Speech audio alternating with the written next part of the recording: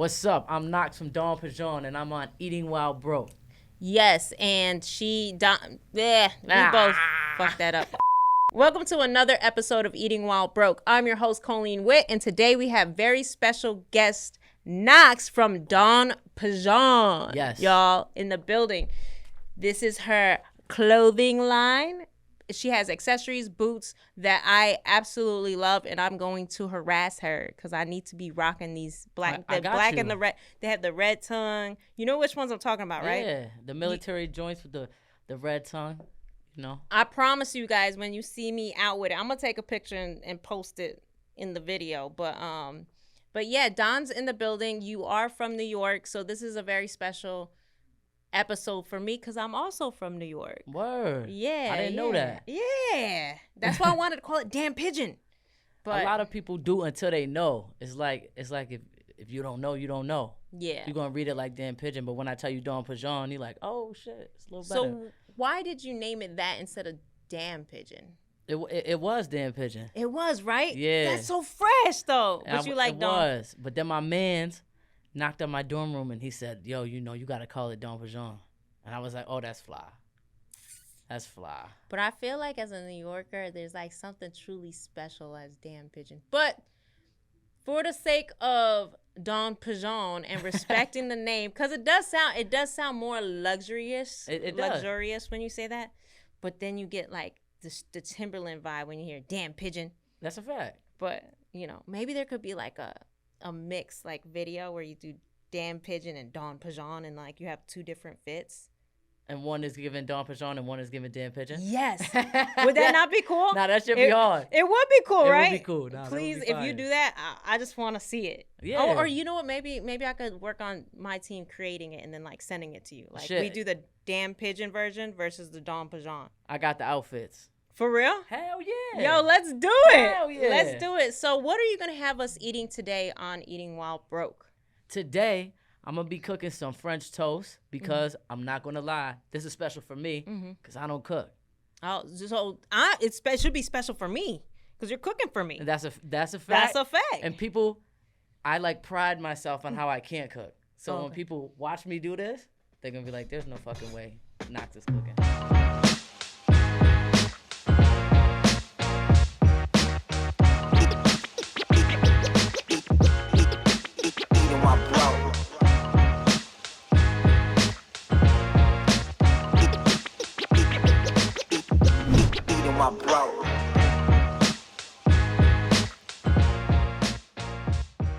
Wait, so you can cook? I can't. You I cannot. pride myself on that though. Like I pride yourself on not being able to. Like there's some things that people do well, and there's things that people don't do well. I like to do what I do well, and what I don't, just admit it, own it, and let other people handle what they do well. Well, I appreciate you coming on a cooking show to tell your story and taking one for the team by cooking us French toast. So whenever I jump in on a meal, I tend to burn it. So I'm going to stay in my lane as much as possible to not distract you. But I definitely want you to take me back to what was going on in the era of French toast. My era of French toast, growing up as a kid, it's the first thing that I got put on to how to cook. My mom's like, it's easy, And then when I got older, I'm at a shorty house or whatever. Can you cook? No, but I got the French toast. And then I'd be, in the crib by myself. Need something to eat, eggs and French toast, cup of noodles, Pizza Hut wings. Those is like my holy trinity right there. Yeah. I remember when I got the email, the initial email response was, your meal was going to be Pizza Hut wings. And I was like, no. If we were shooting in New York, she could do it. But if in L.A., because we have the studio and it's a cooktop, you had to cook. So I appreciate you not fighting back like, no, this is what I ate when I was broke, man. Nah, I was nervous, though, because I'm like, damn.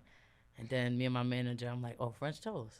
French toast. I could give some French toast. I could do that. If you had to choose between French toast, pancakes, and what's the third one? French toast, pancakes. And a waffle. Which one would you choose? French toast all day. Me too. I would go French toast 1, waffle 2. Second, pancakes last. And pancakes last. I cannot stand pancakes. Believe it or not, I make it every day for my daughter. That's how much I hate pancakes.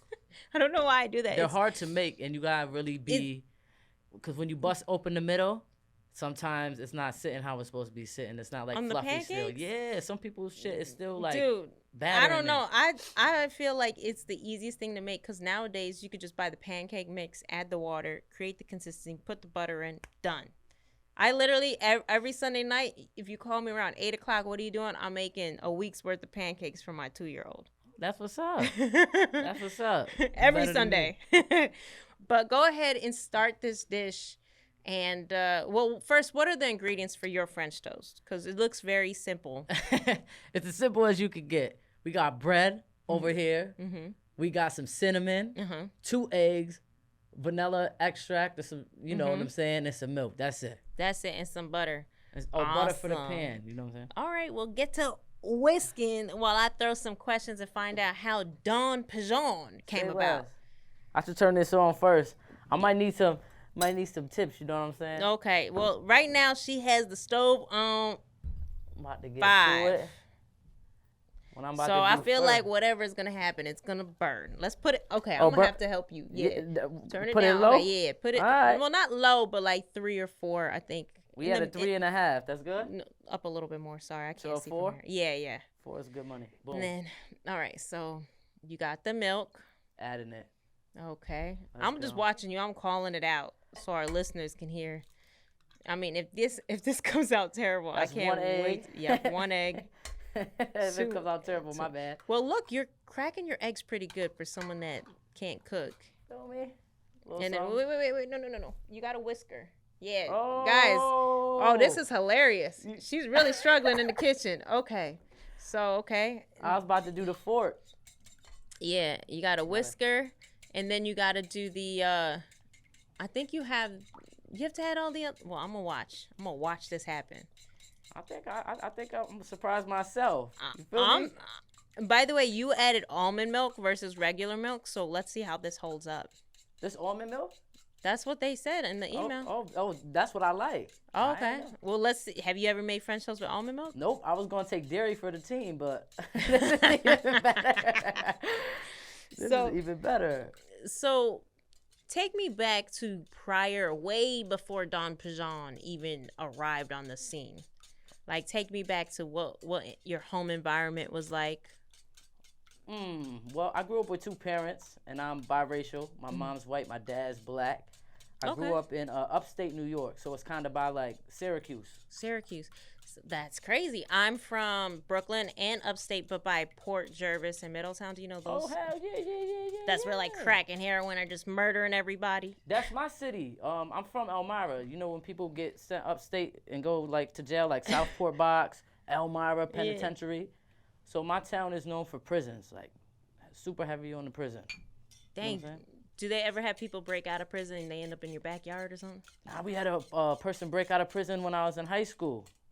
Oh, it was pretty dope. You're like, that's the only thing a small town could talk about for like 3 years. Because the high school's right next to the prison, so it was wild. Like, people were worried, but I was never really worried about it. But as a kid, you know, regular kid shit, riding a bike, getting into trouble on purpose type shit. Okay. So in the upstate, where I'm from, upstate New York is pretty racist. Is it racist where you're from? Yeah. Did you have to deal with that? Yeah, but something crazy about my town, this crazy story. We call it Zebra Town, right?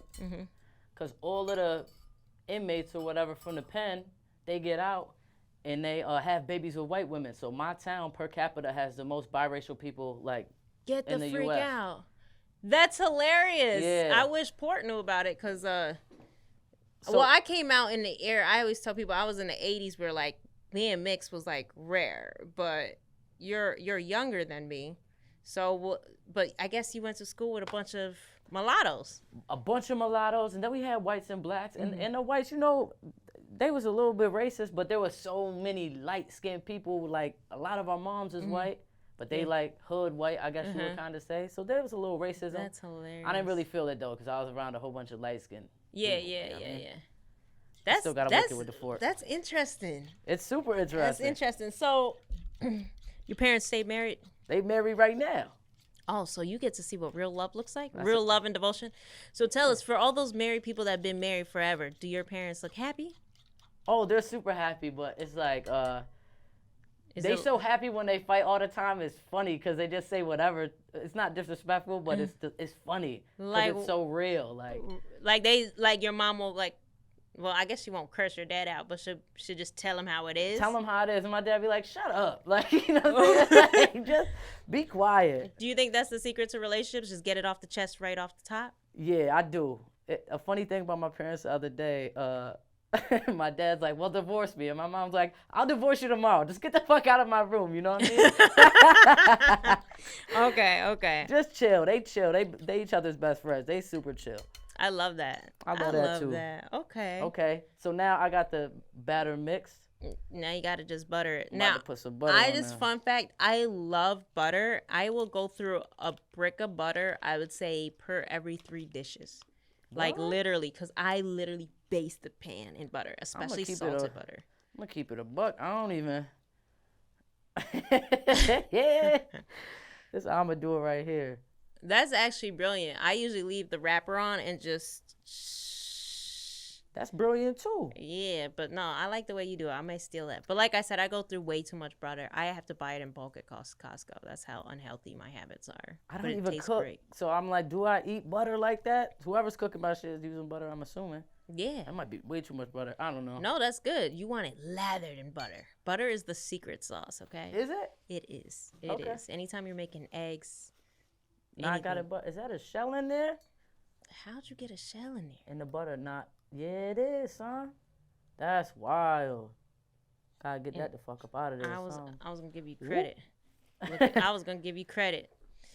So you grow up in a multi-racial home. You have siblings. Yeah, I got a little brother. We like best friends. He a year younger than me.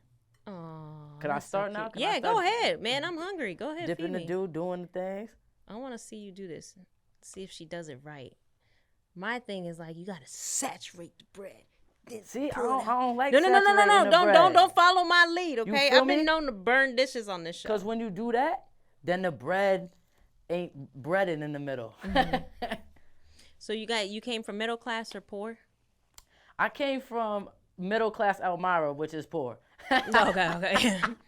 I'll say that about anybody upstate. Anything outside of the city is like, yeah, you pretty much poor. Yeah, just to be there is like, we pretty poor. But I grew up like, middle class Elmira, I guess. We got a little house. It's tiny, 1 bathroom type shit. Yeah, yep. That sounds about right. Tiny.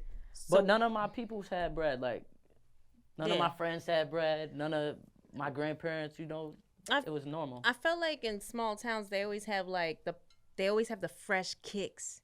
Like the rich kid always had the fresh new sneakers, or it was all about the sneakers. Like if you weren't wearing like the name brand newest sneaker, but that's how we would tell if you had money, which looking back didn't make any sense at all. I must have had money then, because I always had some fresh sneakers. Oh, okay. So you was popular. Yeah, you was popular. But I was always in the kicks. Even like 5 years old, my mom would be like, yo, you always knew like the Jordans and shit. Like, I don't know how you learned it, because my mom's not fashionable. She's not like. What about your pops? Pops is older. He fashionable, but in an old man way. Like an old school way? Like the pimp play away? Or pimp play away. Like the loafers? Like loafers. He got a cane, walk with a cane, pimp play away, yeah. Hell yeah. Okay. So you were always into fashion. So you always knew you were going to have a clothing brand? No, I just always knew I was going to be fly. Okay. So take us out of the home environment and tell me what's the next step towards Don Pigeon. Well, I could fast forward all the way through high school. I was just fly. Uh-huh. Then when I got to college, I started thrifting. Where'd you go to college at? I went to college at a few different places, boy. I started thrifting with Alfred State. It's like a technical school, little JUCO, near Buffalo. Okay. So I went you over say there. thrifting, are you doing like nasty gal status where you were like shopping for clothes and then selling it online for more? Nah, I was going to the thrift store and finding things like old Army jackets or old varsity jackets, and I'll like whatever embellishments they had on them, I'd take them off and like paint on them or add like my own patches and shit like that. Oh, okay. Till I found an embroidery lady, and I was looking through the book, just looking through the book, and I saw the pigeon, and I was like, oh, this is fucking fresh. So I started putting the pigeon on everything, man, on everything, all types of shit. But did you have the name yet? Yeah, we had Dan Pigeon, and that was just, we got high, me and my friends, and we had this idea of how to make a store look like Central Park. We walk in, there's fucking grass on the floor, and the hangers are like pigeons with the wings, and the lights were like the park lights and shit. That's cool. Yeah, and then we're like, damn pigeon, it would be like so dope to have a store like that. And then we made hats with white paint on them, like we were getting shitted on by pigeons, and it just said damn pigeon. That's hilarious. Yeah, so. So, but now this is something you would talk about amongst your friends. When did you start to realize it started to morph into a business? Ooh. When I first moved out to California, I was 21. And I still had damn pigeon stuff, right? But when I came out here, I started getting into culture shock. Like, everybody wasn't as fresh. So the people I met, I'm like, damn, I want to go to the club, but you look kind of wicked. I'm being real. So I used to dress my friends up like, oh, this is better. And they used to get compliments. They come back to the crib and be like, yo, I got stopped by like 5 people today, 10 people today. I'm like, word? Wow. Like, stop? Like, they want to buy the sweater? Okay. So then my wheels started turning like, I could sell these joints. Yeah. So then I made a website, got my first order, which I was thankful for, God willing, God blessing. And it just started rolling. So what made you actually go and say, I'm going to get this website? What was that triggering point? The compliments that the homies were getting on the gear. But they were giving you compliments based off styling. They was giving me compliments. This motherfucker outside wanted to buy this sweater. But it was sweaters that you were designing, or was Yeah, it? Oh, they were sweaters that you were yeah. designing. Okay. So you weren't just styling. You were putting them in clothes that you created. I was putting them on, yeah. Oh. Hell yeah. Okay. So, yeah. So then you were like, oh, hell yeah, I can make, or maybe the homie came back and was like, here's the number. He wants to buy it. Or is that what triggered it? Some homies came back with no sweater. Sold it off their back type shit. Get the freak out. I swear. Did you ask how much? Was it impressive dollar amount? Like 60, 80. I was like, that was kind of crazy. Yeah. Did they text you before they sold it, or? Nah, they just sold it, came back like, yo, can you make another one? Exactly, because that's all I wore. So that's all, I was wearing my own shit. So people see me out like, what is that? And just hats. You know, it's about branding. Yeah, of course. I'm just now learning that, hence hat. But okay, so then you create this website. Now, did you know anything about marketing? How did you start marketing it? Instagram was still young back then, so just a whole bunch of pictures and linking with people and putting my pride and ego to the side. Like, yo, if I get it to you for free, will you tag me or wear it, help me out? Then I started promoting parties, and like the first 50 people free get a Don Pigeon hat. Get the freak out. Yeah. And then I knew we had something. But how are you covering all the costs for all of this? Were you side hustling? Yeah. Let me tell you something. On this show, if you're an entrepreneur and you didn't side hustle, I had a girl on here. Gotta do what you gotta do. Fake luxury prints and selling them out the trunk of a car. And I was selling kicks. I was selling anything that could sell, man. I was selling kicks and a whole bunch of shit, but I was putting it back into the brand. And I went downtown and I did a lot of footwork, you know? So I was getting the best stuff for the lowest price because I was like out there every day building relationships. Yeah. You know what I'm saying? Some people will make the hats and let me pay them later. Wow. So you were building relationships. Yeah. Hell yeah. But that's what it's about, you know? You got to get out there. Put yourself out there, because if you don't, then you're just always going to make up another excuses why I can't do it. I don't got the money. Well, what were your parents saying the whole time? I mean, they were supportive. I got the best parents, yo. Very supportive. When I first started it, my mom's like, I don't know if people going to wear a damn pigeon on their chest. But I'm like, it's not damn pigeon, it's Don Pigeon.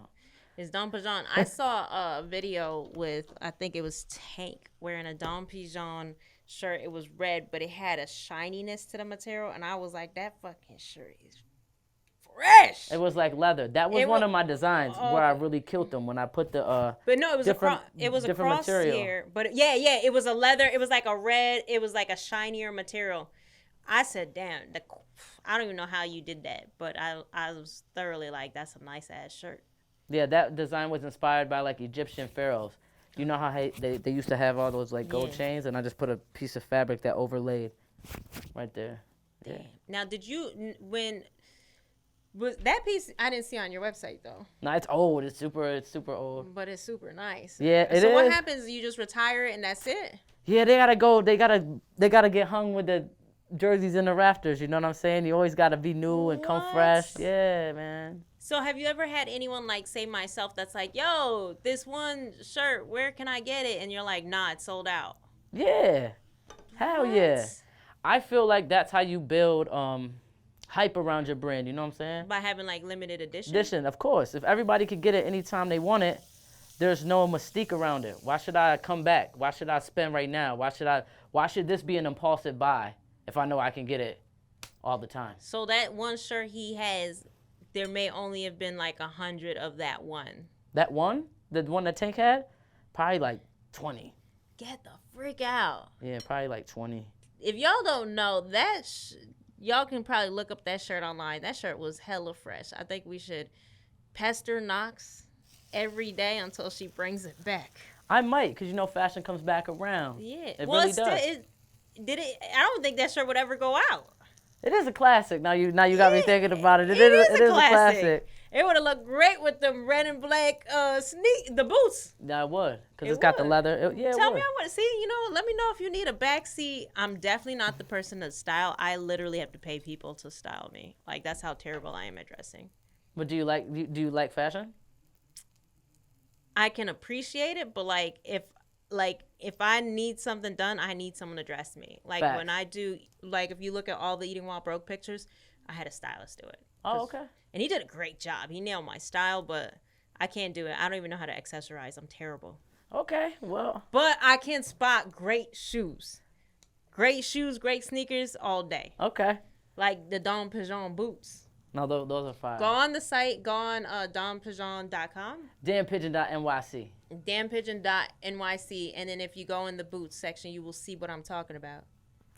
Listeners. And I'm still flipping these toasts. Yeah, you taking forever to make some French toast. Yo, I ain't never seen somebody take so long, but it looks good. Hey. And then just so you know, guys, she was flattening the French toast. I mean, that French toast looked like a thin. We're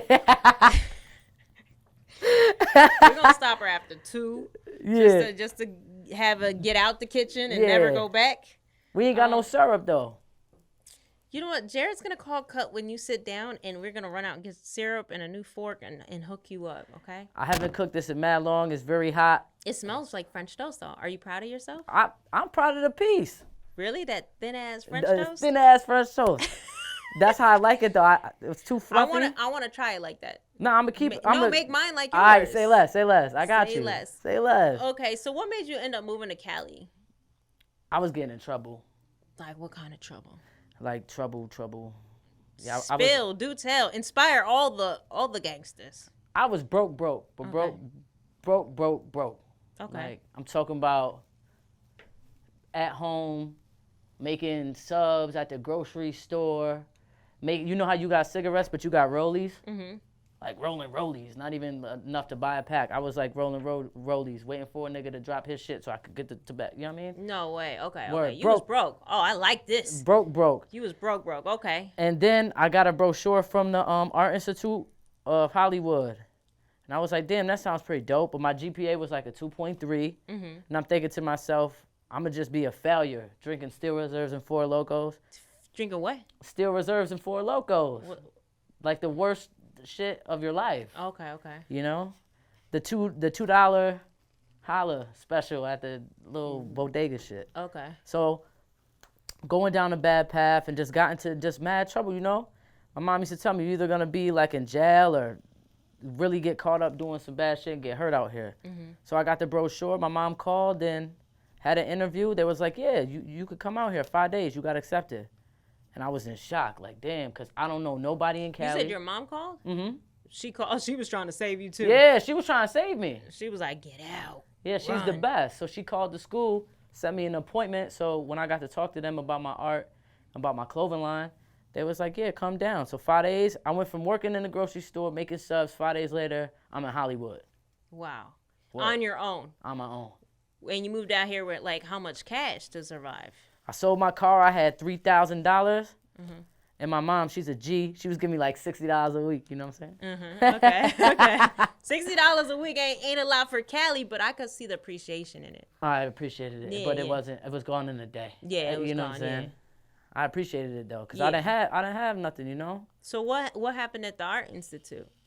I met a couple friends. The best thing that happened at the Art Institute is I met a couple friends. They ended up kicking me out because I had alcohol bottles on my mantle, but I was over 21. So I just feel like that was an excuse. Yeah. But then I really got out on my own. Yeah. Do you think it was looking back, do you think it was great that it happened?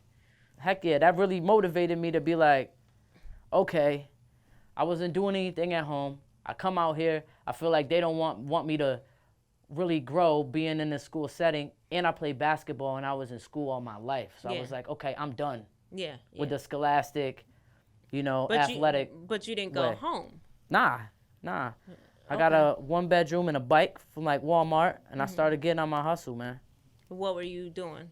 Whatever I could, selling the kicks, making T-shirts. I got with a shorty that got kicked out too. She knew how to sew. I was like, yo, you can live with me. Just make the clothes. Make my ideas come to life, because I had mad ideas. I just didn't have the functionality to be able to sew back then. I could sew now, but back then I didn't know how. Okay. She did. So giving her the infrastructure of safety and somewhere to stay, she was giving me work and making my designs. But now you were in a relationship with her too? No. Oh, okay. It was the homie's girl. Say, ooh, okay, cool. It was the homie's girl. Boom. Okay. I'm done. I'm gonna kick you out the kitchen. Thank God she passed that. Okay, guys, we're gonna throw the commercials and get some syrup. Look, she threw in that towel. I don't think you're ever gonna see her in the kitchen ever again, shorty or not. Never. All right, we're throwing to the commercials. So Knox has made our flat French toast. Hey. And it smells real French toasty. This will probably be her last meal that she ever cooks. It's going to be the last meal I ever Really? cook. What if another podcast is like, you got to cook? You're going to be like, no, I only cook for eating while broke. Yeah, that's a fact. Okay, that's a fact. I'm loyal like that. I like that. I'm loyal too. I feel like Dan Pigeon is going to be when you see me out, guys. Once I get that red shirt. Yeah, you're gonna be dripped. Once she gets that red shirt back. I'll definitely do the red shirt. The red shirt is fresh. Yeah, I definitely do the red shirt. Really? Make the red shirt my sleep. Yeah, I definitely do the red shirt. Okay. All right, let's do a test of whether Knox can cook or whether she is a fraudulent cook. I'm a fraudulent cook. By the way, her manager was in the back praying that she would flip the French toast, by the way. Oh, my joint is good money. Really? Let's see. My joint is good money, man. You know what? I'm going to be honest. It's really hard to mess up French toast. But for someone that doesn't cook, you did not mess this up. It tastes delicious. Don't you wish you would have made all 4, huh? That's a fact, but you see the timing. Life's about timing. The middle is kind of soft. Oh, my bad. I actually like it. But I'm trying to hate on you. But it's really hard to hate because this actually came out pretty good. Okay. So I'll take that. I'm trying to hate on her because she can't cook, but I'm probably going to eat this whole damn French toast, right? Yeah, I'm about to eat this slice because you know what? I was hungry anyway. First of all, you should have made all 4, but if it didn't take you 19 years to finish this French toast, I would have told you to make more, but you'd have been cooking the whole interview. I'm going to come back and trade places with you so you could cook. Let me cook for you, okay? And see where your bars is You'll be like, Colleen, we need to add you to the shorty list. And I'll be like, send over those references. All right, so take me back. Once you're done biting, I'm going to take a sip. Boom. I'm done. I killed that. Okay. So you and this shorty are making clothes in your house and you're flipping them. That's how you're surviving LA. Mm-hmm. So not once did you end up getting a real job from getting kicked out of the Art Institute. No. Do you know how amazing of a feat that is? Yeah. Do you ever think back like, holy cow? You want to know the truth? I really never wanted a job, so I don't think about it as like, I feel like if I was working a ton of odd jobs before, it have felt like a crazier feat, but now that and you put it into perspective, it kind of is, because a lot of people got to just do whatever they got to do out here.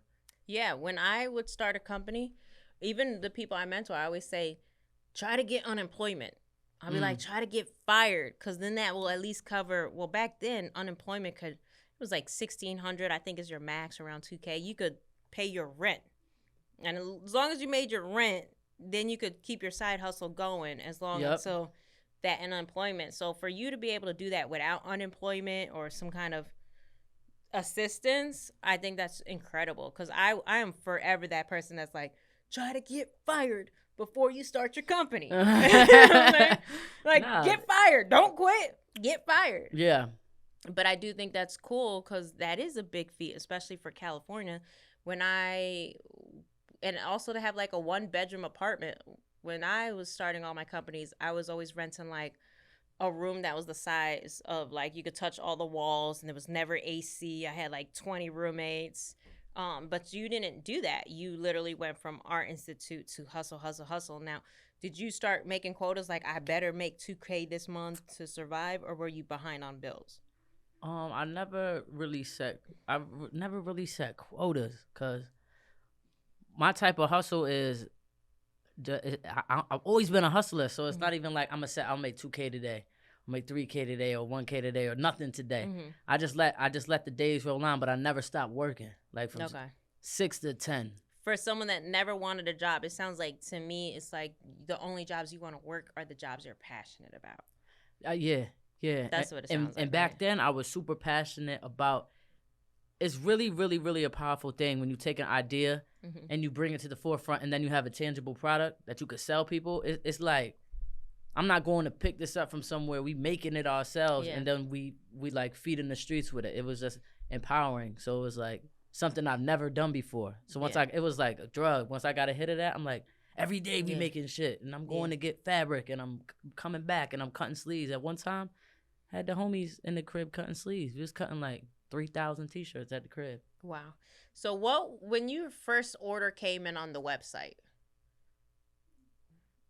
who was the first person you called? Ooh. Or screenshotted at my brother. Oh, so, yo, we got an order. Yeah, my bro. And it was a popular basketball player at the time, female basketball player. So when she got it, she was hype about it. Like, oh, I'm gonna be the only one with this. But then a couple weeks later, she was like, my sleeve fell off. So I was like, oh, shit. Quality control before I even try to go and sell a product. And then I had to like revisit on how we were making it and if the machinery was good. So I took a couple bumps and bruises trying to just learn how to make shit airtight. You feel me? Yeah. So how did you catch wind that so she was the first person that ordered? First person. It was like a famous woman basketball star. Yeah, she was like collegiate famous. She was she was doing her thing. So how did she catch wind of your site? Did you ever find out? Instagram. So she orders it. Then how do you find out that the sleeve falls off? She just texts me. Oh, yeah. She texts me like, "Yo, I'm not even tripping, but the sleeve fell off." I'm like, "Oh shit, bro." And then I went back to the shorty who was helping me make the shit. I'm like, yo, check it out. Sleeves are falling off. Yeah. What's going on? How we make this better? Yeah. And then she's just like, well, I need this so that doesn't happen. And then we kind of I'm like, why didn't you tell me that before? Yeah, of course, yeah. You know what I'm saying? So then we got the machinery, and, every time I could level up as far as machinery was concerned, I took the time to do so because I felt like it was important. So every time I got bread, got something to make the quality a little better. Got tags to make the packaging a little better. And just kept And going. Then the also thing I think you learned too, it sounds like, I remember my first company, I had a high school magazine with Nick Cannon, and one of my employees had came to me and said, you should make the magazine smaller. And I was like, at the time I just was so young, I didn't ask the manufacturers of like different sizes, but I was like, oh, that's silly. And they're like, no, it's easier for the kids to put in book bags. What I learned is that you really got to pay attention to your team because they're also the eyes and the ears of the streets. And I think even for her to kind of, I'm sure she didn't withhold it on purpose, but she just assumed maybe the money wasn't there to cover this one minor tweak for the sleeve to fall off, right? Or did you learn that, you think, from that? I think she withheld it on purpose. Really? Yeah, I do. Ooh, the tea on this one. Yeah. I think she withheld it on purpose because, we was young. You want to really go out and do what the boys was doing. Like me and the homies, we was going out, don't push on a thing. We was going to the club. We was outside selling it while she's inside making it. Yeah. So I felt like her mindset was just like, let me cut corners the easiest way, so I don't gotta be in here all day. Oh, okay, got you know it. What I'm saying, Got is what yeah. Shout out to her. You know what I'm Yeah. saying? Gotta do what you gotta do. But we ended up separate, parting ways after that because Smart of move. shit like that. Yeah. Of course. Like, you always want to cut corners when Yeah. I'm trying. Like, if you rock with me, we could take this shit somewhere. Yeah. But if you always want to cut corners, you're not the type of person I could work with. Yeah, and I think it's important that everyone on the team is in it for more than money. Yeah. That to me is always like, the second I find out someone on my team's in it for money, I'm like, first of all, I don't pay enough money for you. Never gonna be happy. Yeah, you know what I'm saying? exactly. Till I become a millionaire, you ain't gonna be happy. So you probably shouldn't be on my team. But in the meantime, for everyone on my team, it's like you have to care about the project. Like everyone on your team loves Dawn Pigeon, right? Yeah. So you feel like they're your ride or diers, or? Oh yeah, and at the time I had a big core group friends or homies that was just rocking it and looking good in it, and we're always together, and it's just, it was like a clan. You know what I'm saying? We always had it on, so it made a statement when we would go somewhere or be seen somewhere, like, oh, don't put you on them.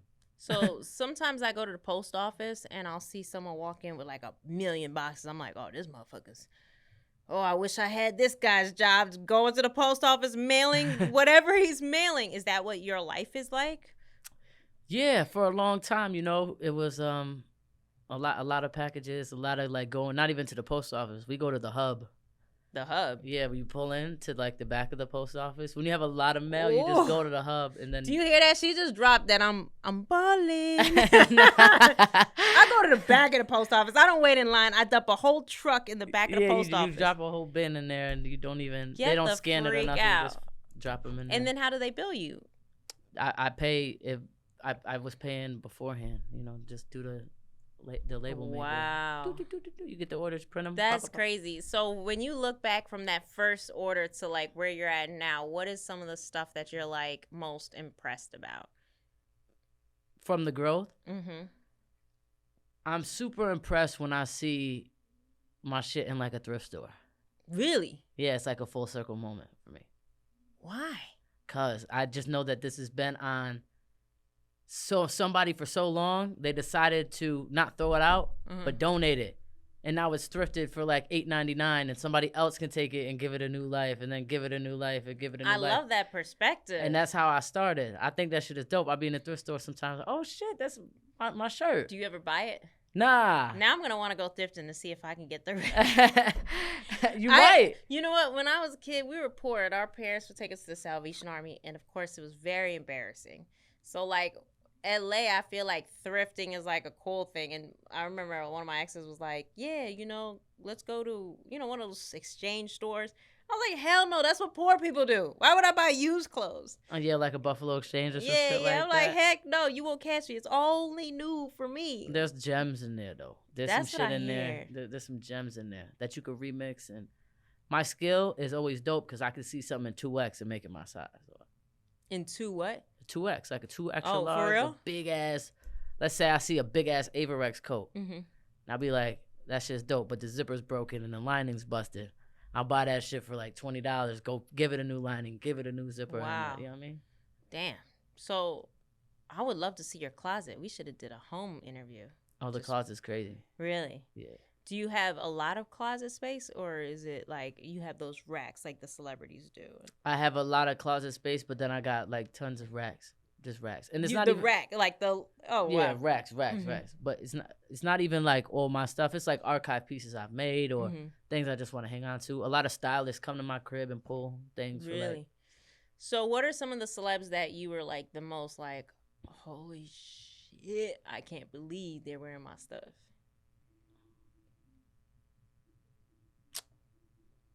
I know I'm fly and I make fly shit, so that's like the goal for people to be in it. But things that made me happy, like J. Cole made me happy when he was in it. Chris, Diplo, Dave East, people like that. But the real people, no bullshit, that make me the happiest are the people I've met and my true supporters that buy from me all the time. Shout out to y'all. Y'all know who you are all the way around the world. The average Joe, I'm the average Joe. Yeah. So it's made by the average Joe for the average Joe. I don't follow like style trends. So I like when a regular person buys my shit and I see him at like the mall. Yeah, yeah. That hits harder than like. Do you ever say anything to them? They probably say something to me, or I have a lot of people who know me, so like a homie will be out and another homie's like, oh, you know Knox, like it feel like gang shit. Yeah, you know what I'm saying? Yeah. Like it's a small group of people who know what's up. Now, is the only place for customers to get your product, is it only through the website, or is there like brick and mortar? Nah, it's through the website. Okay. It's just the most cost efficient way. Cut out the middleman bullshit. Like, have you thought about getting into like major retail with it, or do you want to be like more boutique?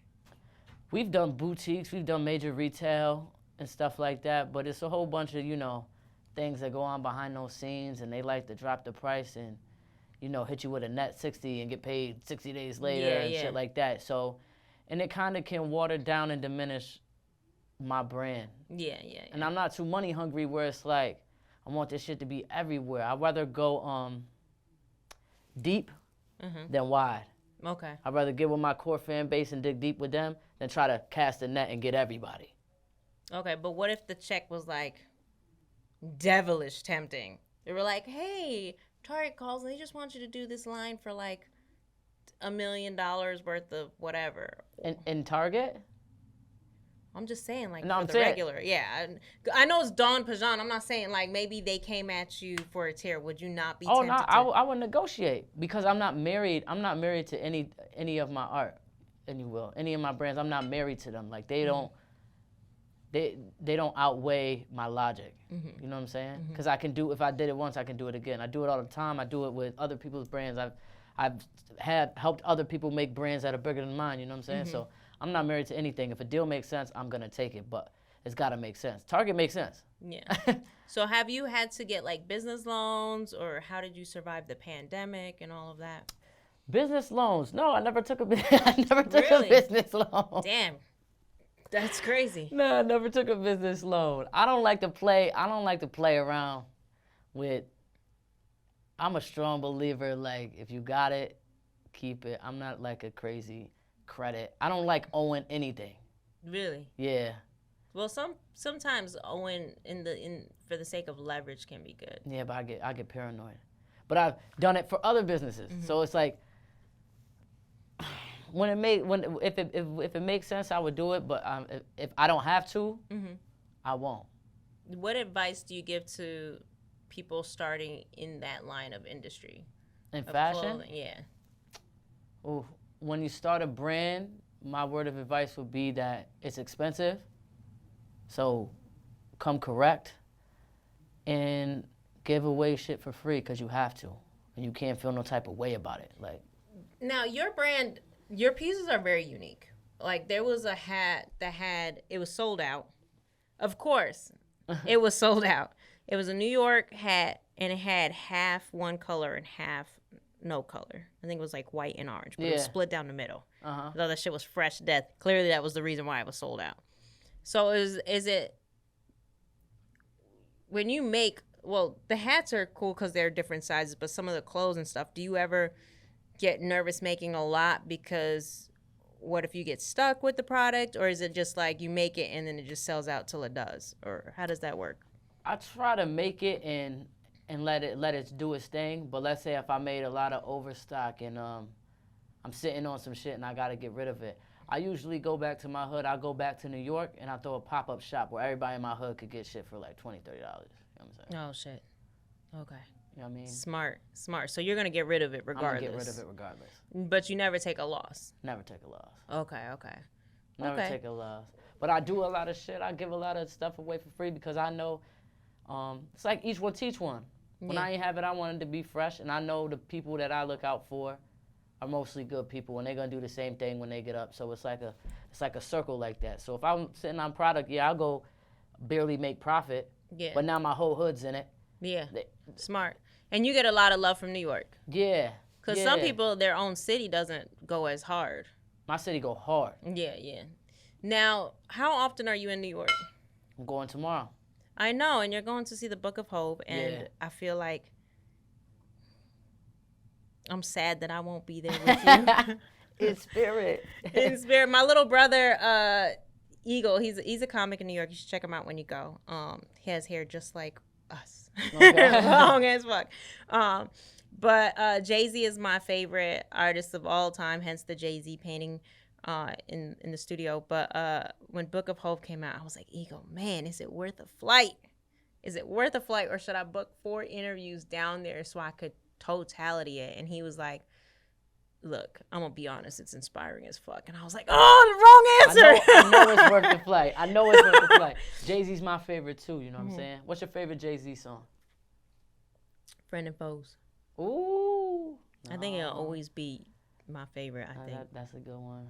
I mean, to be honest, it's hard to have a favorite Jay-Z song because I feel like you grow with Jay-Z. Even if it goes from Reasonable Doubt to like any record, you may not have liked it the time it came out, but you will like it at a time in your life. Yeah. Like, you know, like there were periods where I was like, Reasonable Doubt was the worst record. Then I'm like 27, I'm like, Reasonable Doubt was was an idiot. Like, you know, I wasn't there yet. Yeah. And it's weird because I could relate to him from, I don't know, 10, 12. I mean, that's when I really started listening to him. But, like, being that young and being able to relate to someone with the lyrics that he had about hustling, it's weird. Like, I just feel like, I don't know, for whatever reason, I've always liked him. And now to be, 39 and be like, yo, this is the number one man in the game. It's like, yo, I knew it, you know? Yeah, but he's truly, I don't know, to me. He's a go. He's a go. Yeah. And I don't argue nobody. Have you met him? Nah. I did. No, that's dope. I did, and I froze. I wasted my moment. Oh, shit. Yeah. Yeah, it's one of those things. I heard my dad met him and said to him, you should do a song about Brooklyn. And then Jay-Z looked at him and was like, got really upset.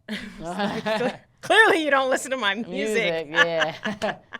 I was like, that's what you came with? Hello, Brooklyn. Like, what the freak? Yeah. Yeah, so, you know, but my dad's like, we'll give him the white Jew pass. And okay. Yeah, my mom is Jamaican, my dad is Jewish. So you the flip combo. I'm the flip. I'm so used to your combo, I never really see mine. But then I see, like, I think it's Serena Williams or one of them that are. Yeah, I barely ever see your combo either. Yeah. I wouldn't have pegged you for that combo right really? there. That ass. What? Why? Yeah, because that combo, I feel like that combo, I don't know. I just feel like I can sense them. The ones that have the black mom and the white dad. Did you ever read Trevor Noah's book called Born a Crime? No, is it good?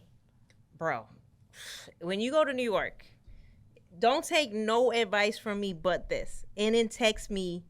Well, I'll give you my number. Hopefully you'll text me. But when you go to New York, get the Trevor Noah book, Born a Crime. All right. And just enjoy it. And then tell me what you I'll think. read that. Or if you listen to audiobooks, listen to it on audio. But I think being a mixed person has its pros and its cons. I know with my family, it's been, at the timing maybe of it, it was more difficult for like maybe the whites to accept black and the, you know. Yeah. Or whatever. But I feel like Trevor Noah kind of in that book gave us our own lane, which I never thought we had. So I was like, I never thought I had an identity. I always was like, I'm black, or definitely never claim white. That's for damn sure. Yeah. Sorry, guys. Me either. Never claim white because you know in America it's like once you have a little bit of black, you're black. You know, whatever. So never ever white was never something I claimed, but I always felt like, you know, as a mixed person, you're fighting to stay black, or you're fighting to prove that you're black. Especially if the lighter you are, the more you're trying to fight to hone that crown, right? Did you ever have those issues?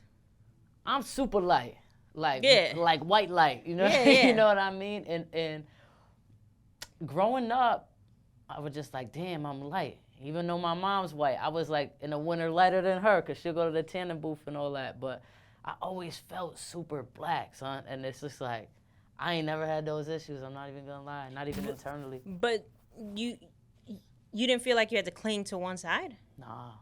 Well, I think also because the way you described your town, yeah, was I just felt like my whole white side, like I love them, but I feel like they was kind of like, I definitely couldn't relate.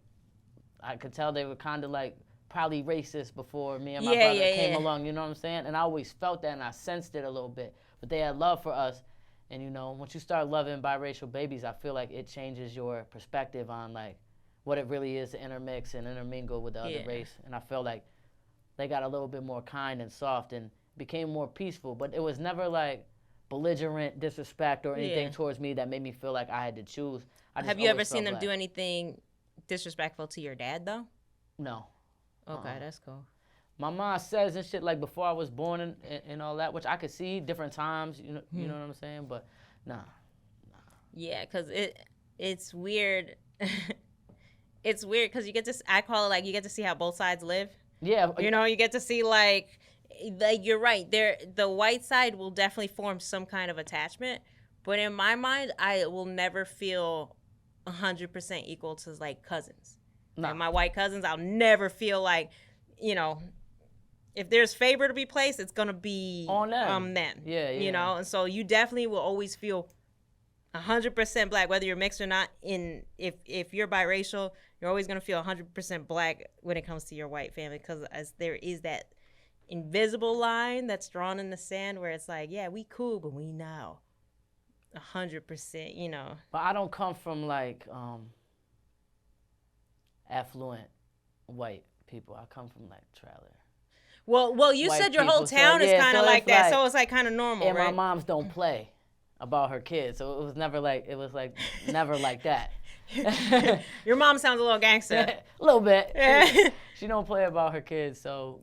Well, it's good because like. But if my white side was like richer and affluent, I definitely saw that with my other biracial friends where I'm like.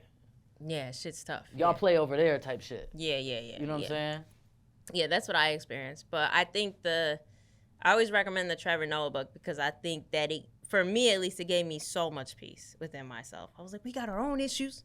Nobody ever talks about. We for sure got our own issues, but more so like when you get into the school and like college and like start hearing conversations with my like black female friends and just not to me, but towards other light-skinned honeys. I would hear the rhetoric and be like, yeah. Okay. Oh, yeah. You know what I'm saying? It gets uncomfortable. Yeah. There was a period where I would be like, oh, man, please don't have this conversation around me. Like the colorism shit is crazy. It's crazy. Now, I know for me, when I date, I don't prefer to date guys that only date mixed or light-skinned. I feel like there's some kind of internal, something went wrong. I'm like, yo, your mama was black, right? But you don't date dark. Yeah. Okay, yeah, I don't know. It just feels weird. Some people think I don't date black women. Like, really? Yeah, it's just wild. I always feel like, now this is racist, what I'm about to say. I always feel like light likes dark and dark likes lighter. But it could be a myth. I don't know. I like darker. I don't really date guys that are light. I like smart, pretty, fine, you know. Don't forget funny, you know what I'm saying? But, you know, once Instagram started getting its wheels and shit, you showing your little honeys on Instagram. Now everybody, like, I come across females like, oh, I already know your type. Like, no, you don't. You don't like black girls. I'm like, how you say that? Like, my first love of my life, full black. My other first girl, like, full Guyanese, like, black, but black. Do you respond when people do that? Like, if they start throwing those accusations? Because I'll just stop talking to people. I like to be like, I got a track list. I like. But women. you explain yourself if they do? Yeah. I'll exit a phone call. Like, if a dude says something that, like, accusational and I don't know you, like, oh, yeah, you date this type. I'm like, all right, well, I got to go. And they're like, are you serious? I'm like, yeah, I got to go. Because if you're coming to me with these presumptions already, you're not trying to get to know me. You've already figured out who I already am. Oh, these are women that I wouldn't get to know anyways. They just say it to be funny. Like, so you trying back? Yeah, just to be funny. I'm like, okay, that's funny. You know what I'm saying? I probably wouldn't like you. But that doesn't mean I don't like black women. I'm more on the other side. Like I don't really date white women. Not that I. Oh really? Yeah, I hate them, but nah. I don't hate white, but I've hooked up with one white guy for the record. Some guy from high school. Okay, later on in life, I felt like dude's been trailing me for so long. Don't one day.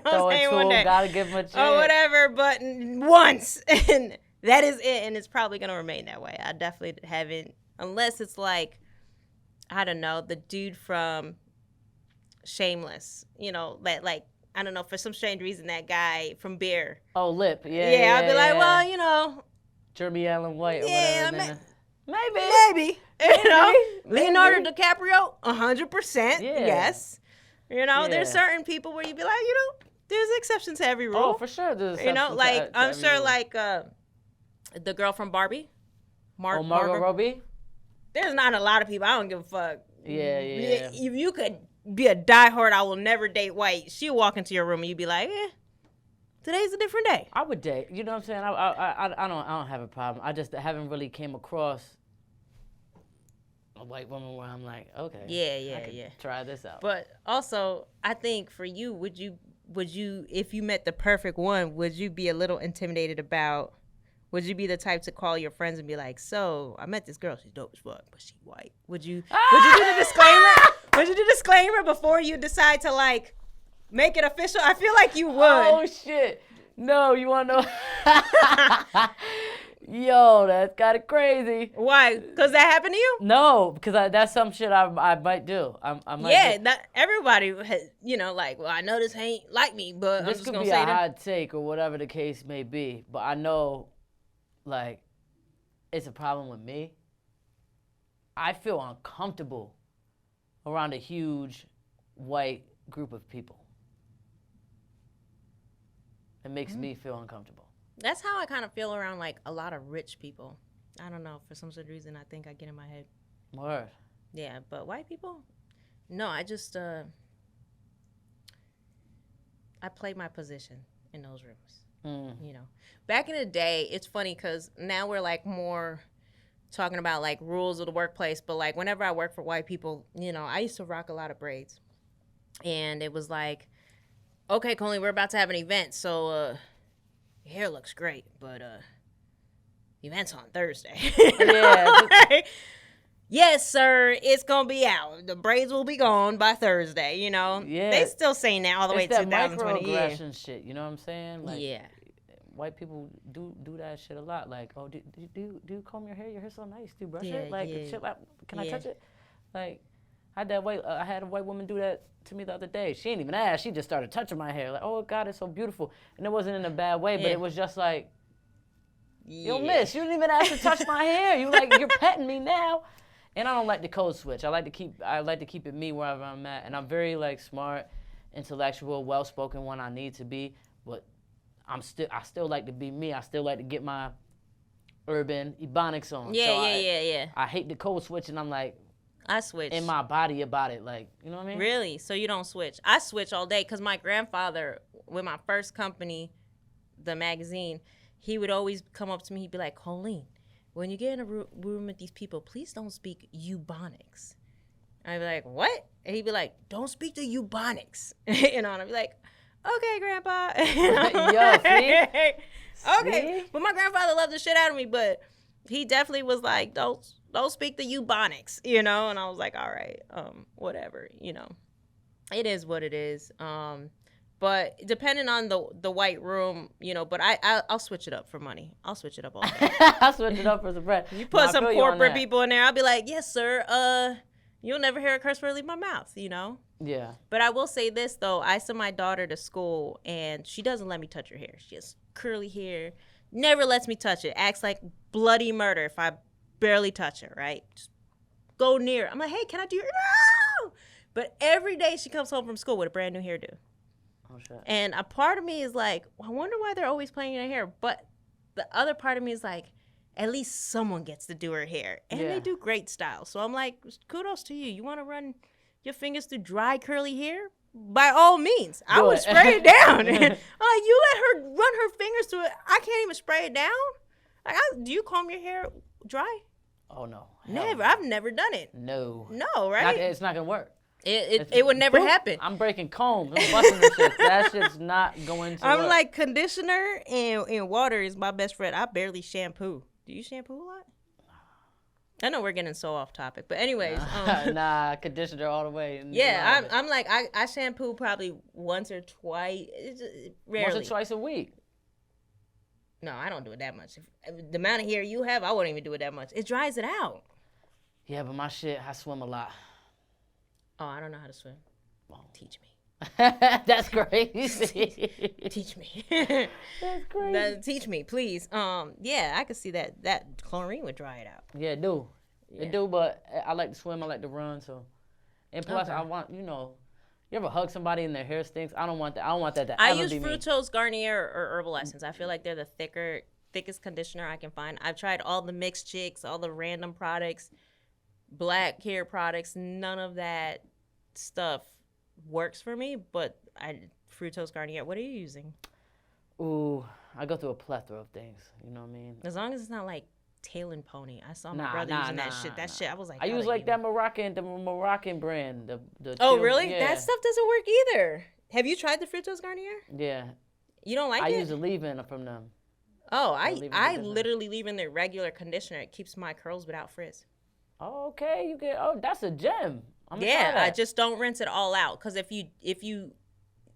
you rinse out too much, then it doesn't keep the frizz. But if you keep in too much, it keeps your weight on your curls heavier, so it doesn't get as fluffy. That's a gem. So I'm using that. That's a if gem. you use it, holla at me. I promise you. And I comb through my hair so fast in the shower with it. Yeah, Versus like I could literally, if you gave me 10 conditioners, I will tell you which is the best from curly hair just by touching it. Word. I'm Like if you lined them all up, I'd be like, this one's not gonna work, this one's gonna work, this one's not. Just by the thickness. Period. I don't give a fuck what you name it. I'm like, that shit ain't gonna work. All right, I'm gonna I try don't that. use no gel or nothing. Just conditioner and water. This shit works. Yeah. Holla I'm at on your me, head you for know? that. Yeah. But all right, back to Don Pigeon. What is the biggest milestones you think you have reached thus far? And what milestones are you hoping to reach? The biggest milestone I've hit thus far for me is accepting the fact that it's okay to like rebrand and readjust and start over sometimes and like pull everything down to get a fresh new start. I used to just go so fucking hard and sometimes I'll burn out. So now I finally reached a point in my career where I'm okay with like recharging instead of just burning out and then burning out and burning out. I have a really good work-life balance and I'm happy about that. And it's through the ebbs and flows of learning the business that I've gotten there. Yeah, yeah. And what I want to do in the future, I just want to I want to be like the biggest black lesbian creative director, fashion stylist. I want to be known for just having a fashion brand, creating other fashion brands, and I want to do costuming for film and TV. I've never seen a. I thought you're getting into that, right? Yeah, for sure. You just got into that, right? Just got into that, but I've never seen a brand loop it. I've never seen an actual fashion designer loop it around. Now, I'm gonna play devil's advocate. Is there a reason why you want to be the biggest black and lesbian brand instead of just the biggest? Creative director. Oh, creative. Creative director. Because I just see a lot of Do you see a lot of certain type in that space or something? see a lot of men. Okay. See a lot of men in women's fashion. I don't see any. There's Wells Browner, shout out to her, but I don't see a lot of women in men's fashion at all. Oh, so you want? But are you saying that you want to just be in men's fashion or just? Yeah, that's where I stand. I'm not really into women's wear. I'm fucking with it. But your gear, I feel like It's both people unisex. can. Yeah. Yeah. But you don't really mess with the women. Yeah, I don't really mess with the women's stuff. It's because women are getting more fashionable and more comfortable in baggy androgynous looks. Yeah. More than they were. You know what Yeah. I'm saying? But imagine if like Yves Saint Laurent did the whole costuming for like A Breakfast at Tiffany's, the movie. Okay. That's how I wanna structure it that way. Like Don Pigeon did the costuming for the whole Black Panther or some shit like that. Now, with the writer's strike and everything that's going on, is it hindering you at all? Yeah. In what ways? A lot of productions are just stopped, so. How long have you been doing the costume work for TV, or have you started yet? 6 months. 6 months. And what was like the first big one you did? The Shy on Showtime. The show called The Shy. Shoot. Did they pay a lot? Well, I'm in a union, so you only get paid at The rate of the union. The rate of the union, which the costume designers were at the bottom of the totem pole. And they want to strike for that because it's like, you're naked without us. You know, you can't build a character without the costuming, and so the way the union works is like you can't make over, like you can't negotiate over a certain amount. Hell, no, because you could, but nobody will ever do that.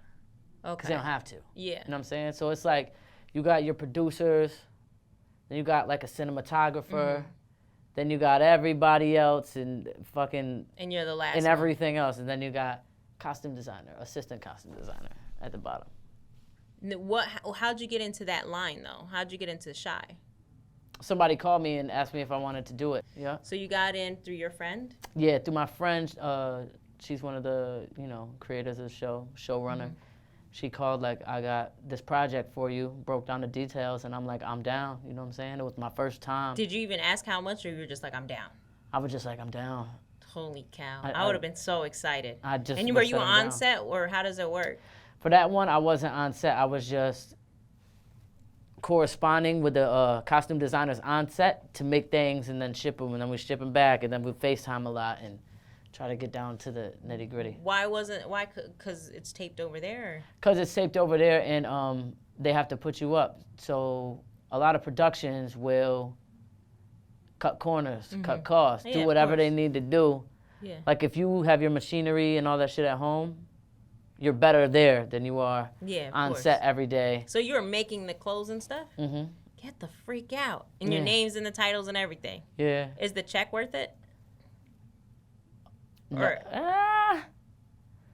I like it. You make more money from Dom Pigeon, basically. Yeah. Okay. Yeah. That's what it sounds like. You're like, but my bread and butter is this. Yeah, I like it though. So it's like, it's like you part of the energy of a show and like a film or some shit like that. It's a different energy source than what I give from Dom Pigeon. Do you get to put your clothes on them? I could. But you don't. I could, but I don't. I like Why? I like the savagery. I'd be out there like. I could, but I would slip it in. There's a lot of bells and whistles. That's like a Disney corporation thing. So it's not just as easy as like, yo, put the fucking shirt on. It's like a lot of bells and whistles and shit. So. But down the road you can. So now the writer's strike has you on hold in regards to that lane, but Dom Pigeon is holding you strong. Yeah, holding me strong. And the strike's gonna get over, and I'm still a new booty in it, so I got a lot to learn. But I would do that just to do that. I manifested that. I always wanted to do that. I used to tell my girl like, yo, I always want to do costuming, man. Yeah, yeah. And it just. Do you believe that manifestation is a part of the key to your success? Me, I'm not even gonna lie. A couple years ago, I wasn't even put on to any of that. I got with my lady, and she put me on to just manifestation, awareness, all that shit. Mm-hmm. Even though I don't like the word, because I think it's like a buzzword now. Everybody's like, I manifest everything. But I do feel like when you're a good person and you got good energy, and you speak life into yourself, I need to call it affirmations. I didn't know what it was. Yeah. I always talked good about myself, though, spoke kind words to myself and shit like that. I didn't know the terminology for it, but I was always doing that. And I feel like that's a powerful thing in anybody's success. And not only that, being like an avid reader in search of knowledge. You know what I'm saying? And other people's stories. You learn a lot from other people, man, and you just soak it like a sponge. You're soaking up game. Even like we're talking about Jay-Z. I don't got much to relate to Jay-Z and what he's doing now, but I feel like a lot of my confidence I got from listening to that man. Yep. And even though I'm not Jay-Z, after I take my headphones out, I felt like Jay-Z. Yep. Like there is something, like I feel like my most baddest self is when I'm listening to Jay-Z, even though I do cheat on Jay-Z a lot with Drake. Drake is phenomenal, though. It's so hard because Drake got that swag. I never listen to a Drake singing song, just so you know. Whenever he puts out a record, he puts like the singing tracks on. I completely ignore it. You could throw them in the garbage. Me too. I hate when Drake sings. Like, I absolutely hate it. I'm like, bro, stick to rap. You're amazing. He's amazing. But that singing, it's like, dude, I don't even know who you are. Did you listen to the last 10 records you wrote, bro? The fuck is this dude? Yeah, I feel the same exact way. I used to tell my manager, like, whenever he did that double disc, I'm like, throw that honey one out the window. Just give me the rap one.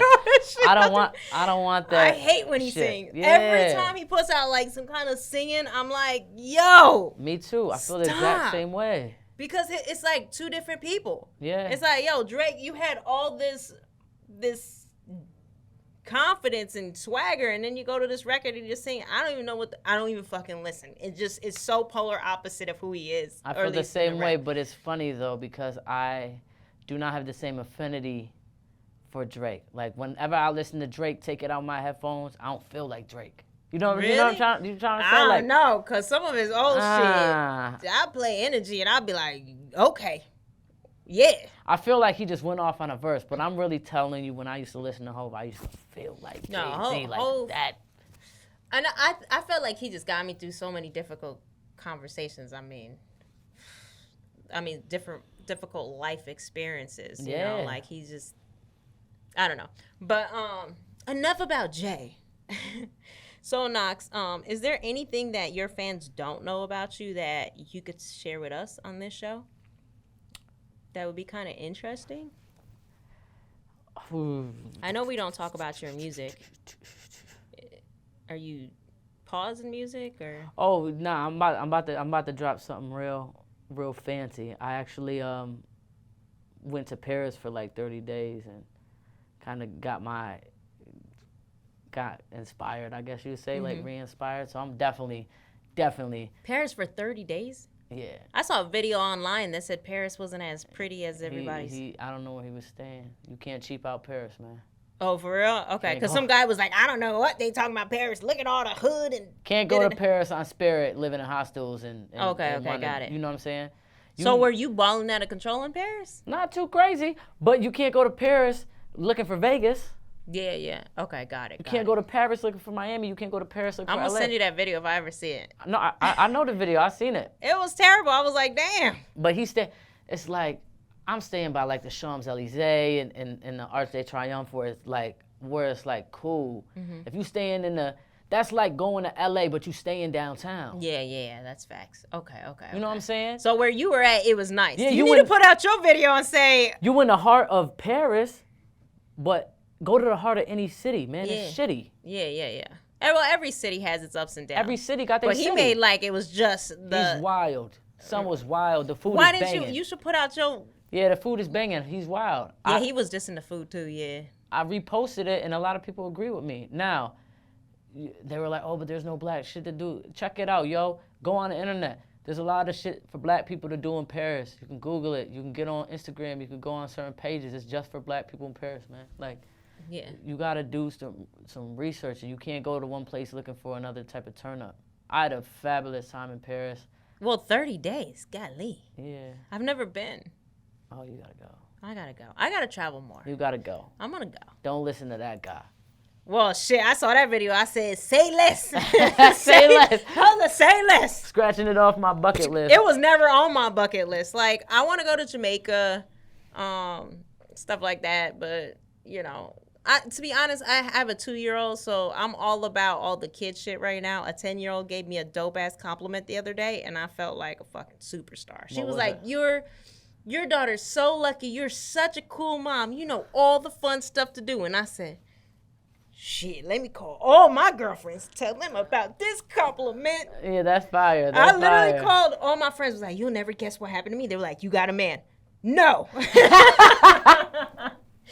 Nope. But this 10-year-old at the playground while I was pushing Zariah on some swings told me I was a cool mom because I knew all the cool shit. That's fine. So I look up every week like cool stuff for like toddlers to do, cool experiences, and literally like all week long I'm like looking for cool shit. And it's like basically I pay for me and she gets it for free. So it's even more dope. Because she's just like my tag along or whatever. But we do cool ass experience. I'm like a kid again. That's it. You got to let them absorb and you can look up shit. And I'll be honest, I've never been into the club. Never once. Like you've probably seen me in the club like twice my whole life. Wow. So like I feel like I'm more suited for the kid experiences. Yeah. So I have a fucking blast. And I don't pull out my phone and tape and like spread it with the world. I literally am just like Present. And I fucking enjoy it. That's a vibe. So, yeah. But Paris something ain't that on my people list. don't know about me. I don't know. I'm pretty vulnerable. I'm pretty open. This might be something. I stopped smoking weed.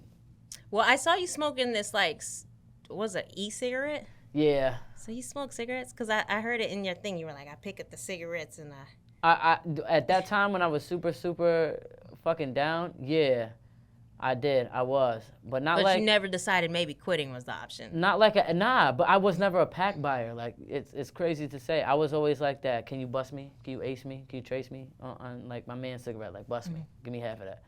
I never wanted to buy a pack of cigarettes. I'm not a cigarette buyer. You can ask my manager. It's crazy. But This nigga never see me buy a pack of cigarettes. What's up with the e-cigarette though? I'm gonna get on you about this, by the way. Shake it. I'm addicted. You're addicted to it? I'm addicted to the act of smoking. Like if I was addicted to it, I would have had to hit it right now. Why don't you just get candy cigarettes and just? They don't even sell candy cigarettes You know anymore, what? I'm waiting on my other things to come. I usually have this thing that it's made out of Switzerland. No, all it is like natural herbs. You could smoke. You could vape like chamomile and ashwagandha and shit. But I ran out. But you're I thought you were addicted to the movement. You're actually addicted to the inhale or the smoke in the mouth and the. Really? Mm-hmm. It's a thing. A lot of people are. Really? It's a fucking thing. Okay. You think everybody who smokes all the time and smokes weed wants to get high? You're addicted to the act. It's the act. It's the act. It's the but is that? Oh, okay. It's the act of it. It's not like pretending to act. It's like the actual. It's the actual act of. Okay. Of the ritual. Get your herbal smokes, so I don't have to talk stuff about your e-cigarettes. Yeah, that's a fact. And I wish I could remember the name of this company, but I got them sent to New York where I'm going. Because I love that way more. They taste way better, and the energy exchange is just way better. But I just ran out, you know what I mean? And they take forever to come. Okay. So when we were shooting, a lot of you guys don't know this, but Knox got pulled by the police. Yeah. For something ridiculous. I like how you handled it. You were super chill. Me, I probably would have been way more hostile in attitude. You were really chill with the cop. I think that was like really different and unique how you handled it, especially because the ticket was so expensive. Yeah. I would be like, what the bleep, bleep, bleep, you know, and it probably would have ruined my day. And I think that's kind of cool to see someone in a stressful situation and see like that's how they handle that energy. And so your energy since you've got here has been really, really nice and sweet. And I think that's something that people that see Don Pigeon and they see the brand and the merch, I don't think you look at that brand and say, okay, well, Knox, you look cool, you're very hip, but this is how she is in stressful situation. I think that was kind of cool. You know, it gives a different side of how you handle stressful situation. Messed up situations. I was like, oh, don't worry, I got this. I thought it was mall security, so I was like, I got this. And I saw Popo, I was like, oh, girl, you don't know what to tell you. The police are bad. I'm not gonna fucking, he was all writing. I was like, yeah, I'm not gonna fucking approach him. He went right. He was like, I'm gonna write. You're getting a ticket, and I'm taking the sticker. I'm like, okay, yeah, that's cool. that I saw how serious he was, and you know, if I hear the bloop sound, I'm already about to hit the deck. And he's like yeah, but yeah. I'm like, come on, man. But you know, people, he's having a bad day. Yeah. And I'm not. Like, so that's how you looked at it? Is that why you were so calm, you think? Honestly, I looked about it as a blessing. Because I was like, yo, if I'd have stopped down the road or something, it could have been worse. At least I'm parked. He can't ask me for my L's and my ID. We're not doing all that shit. Oh, okay. You know what I'm saying? So I was like, okay, better here parked than any other situation or some old bullshit where it could have got messy and stupid. I'm on the sideline looking all crazy. Let me tell you, in California, there's so many ways to get pulled over, but I've driven in California so many years with a suspended license, with bad tags, just looking over my shoulder. I've learned the secret to driving in LA is driving expensive cars. You drive an expensive car, you're less likely to get pulled over. Yeah. When you drive a hoopty, oh yeah, they gonna fuck out of here, man. You ain't ain't gonna make it 3 blocks. They gonna book you. Yeah, they gonna find something. Whenever I drove a hoopty, I switched up. Police, they'll never fuck with me. Yeah, I don't really get fucked with either until this dude wanted to fuck with me today. Yeah, well, you could tell he was looking for something because he was was parked. Yeah, he was. You ever get parked? He looked at me. He followed me, parked behind me. I said, "Yo, this man about to hop." And you know what? I should have just hopped out the car. Yeah. No. I think he would have fucked with you more. One time, I got pulled over, and the cop told me to get out the car. Remember this story for the rest of your life. Okay? He was like, yeah, I just need you to get out the car and sign this ticket. True story. My friend behind the screen knows because she got the phone call. But he's like, get out the car, sign the ticket. I get out, and he's like, now put your hands behind your back. I'm like, what? Is this MTV Punk'd? Like, what the fuck is going on? He's like, you're under arrest. I'm like, for what? See, that would have been a little bit more. I'm not. Bro, I went to jail for like 24 hours, and I didn't know why I was in there. But let me tell you something. I learned a lot about prostitution and pimping in jail. I never will ever use in real life, and it was a horrifying experience. And I said, moving forward, I will never miss paying a ticket or anything. Because when I was younger, I'd be like, oh, let these tickets rack up. They could just give me time served. What's 3 days in jail? Shit, bruh, nigga. There is nothing more painful in life than prison. And I only went for 1 day, and I was like, I'll never do anything to end up back here. And then I got out, and they said there was nothing. So I just did time served for nothing, and I called my girl Mackenzie. Her and her daughter picked me up, and her daughter asked me a series of questions like she was an adult. But but all I know is that that was the last time I'll ever go to jail, God willing, and I don't fuck with the police now. It's crazy. I try to stay But if away they from ever tell you get out and sign a ticket, just know it's not good. I'm not doing it. Don't ever get out the car. Don't sit my ass in the car, sir. I'd rather you gonna have to do what you gotta do. Nah. But like I'm not giving you my ID and all that shit. I just don't. Yeah. Not doing it. Yeah. Eagle, my little brother, we're all running with him, and he jumped the turnstile with us. And my dad was with him, and luckily this white man done argued my brother out of this ticket. But my goodness, it was hilarious. Yeah, you know they good for that. But thank you so much for coming on our show and sharing your truth with Dom Pigeon, and I'm definitely gonna cop them boots when I get a chance, and I am a true appreciation for you taking out your time to come. Of course. Cook for me. Yeah, of course. You got the first cookiano of my whole career right now, my whole real adult career. This is my first time cooking in my 30s, and I'm not bullshitting. I have put some things in the air fryer. You feel me? But I don't like pre-frozen things in the air fryer. Yeah. Oh yeah, you're terrible. Yeah. You're terrible. I'm not. I'm gonna enjoy the rest of this French toast, y'all. I don't do it. But you're good. You're good at cooking. No, I'm not. Okay. But thank you for having me. Thank you to the listeners, all the people in the back, the whole team, the whole squad. I'm gonna definitely help you get these boots, and I'm gonna get that book, that Trevor Noah book. I'm gonna read that and text me. Tell me what you think of it. I will. I'm gonna be looking. And I like this podcast. I like everything y'all got going on. Thank you. Thank you for cooking with us, man. I appreciate it. I do. All right, y'all. Peace.